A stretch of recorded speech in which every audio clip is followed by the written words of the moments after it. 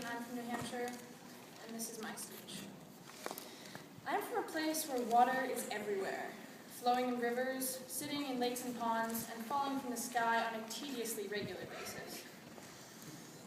Like most people, I know that there are water shortages all over the world. I have heard about the need to conserve water, and I've heard the statistics about the amount of drinkable water left in the world.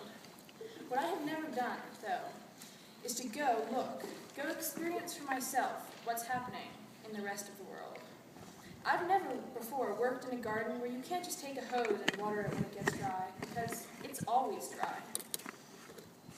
I've never stood on the shore of a lake and looked out across dry, cracked mud because the water has dried up in the drought. I've never driven past haunting acres of trees, dead and dry from the drought. Traveling through this area has shown me what life is actually like for people living in drought areas.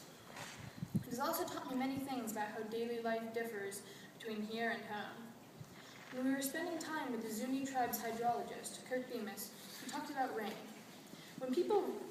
When it rains here, he said, people don't run away and hide indoors. And that demonstrated to me a fundamental difference between here and the East Coast. At home, we take water and rain for granted. We water our lawns and gardens and take half-hour-long showers without a thought. But when you come here, your mindset has to change. Every drop counts. Certain things can't really matter anymore. Green lawns are out of place. Here, rain is welcomed with open arms. Traveling to the Southwest has given me a lot of knowledge that I would not have been able to gain from anything other than experiential education. I've seen tarantulas in their natural habitat. I've seen with my own eyes and felt with my own hands shards of pottery that were fired hundreds of years ago. I've felt the blazing sun and the cool nights. I've learned what pinyon pine sap tastes like. I've also broadened my knowledge of how people live in places other than New England. From the ancient Puebloan cliff dwellings, to small mountain or desert towns, to campsites, to futuristic architectural experiments in the desert. I've also learned more about the culture of my country. I attended a rodeo, what seems to me to be the epitome of the American experience. I went to the Grand Canyon, which also impacted me. It seemed like I was seeing an integral part of our nation's history. I could imagine explorers stumbling upon this giant chasm in the desert and the awe that they must have felt. Studying water here has also made me look at the American psyche in general. We are a country that manicures golf courses in the middle of the desert. We are a country which sends 55 million gallons of wastewater to a treatment plant in just one city.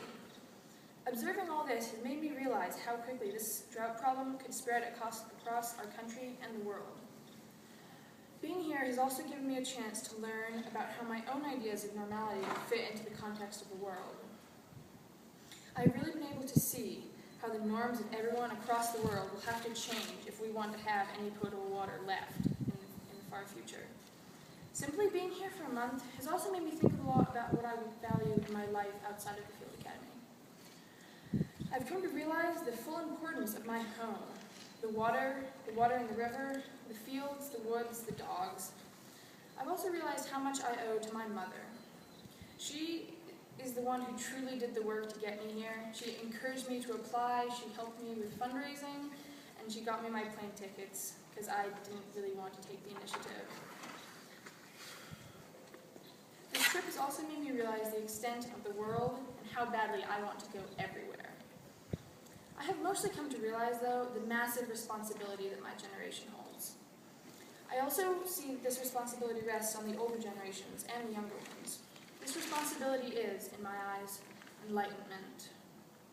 It rests on our shoulders to show others what we've seen, to raise awareness of the drought problem, and to blaze a path towards sustainability, awareness, and positive changes in social norms.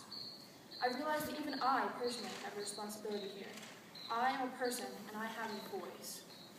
The issues we face involving water could potentially end the world as we know it. But every single one of us is a person, and every single one of us has a voice. And to what better use could that voice be put than saving the world? I'm not pretending I have a plan. I'm not pretending I have a grand solution.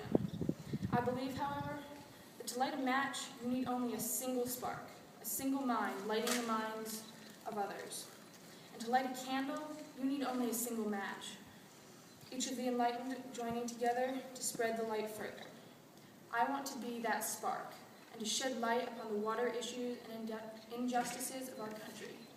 I want to join everyone who is already fighting to show people these things, fighting to illuminate them. I believe that a single spark, a single mind, can make a difference.